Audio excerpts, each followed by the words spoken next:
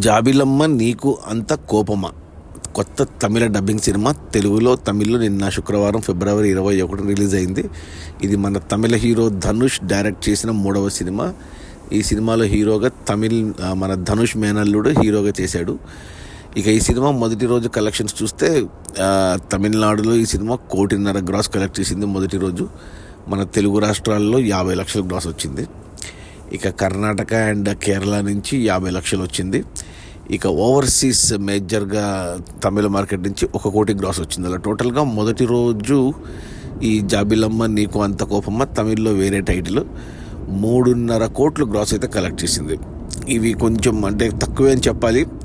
But ఏమంటే star hero ఎవరు లేడు, కేవలం ధనుష్ డైరెక్ట్ చేశాడు అన్నది ఒకటే ఈ సినిమాకు మెయిన్ యూఎస్పీ. మ్యూజిక్ వచ్చేసి జీవి ప్రకాష్ కుమారు అండ్ యాక్టర్లందరూ కొత్త వాళ్ళే.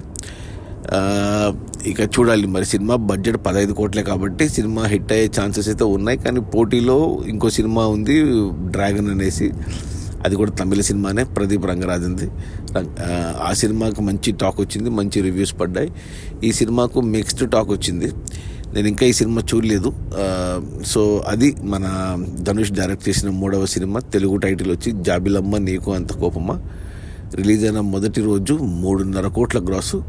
సినిమా బడ్జెట్ వచ్చి 15 కోట్లు.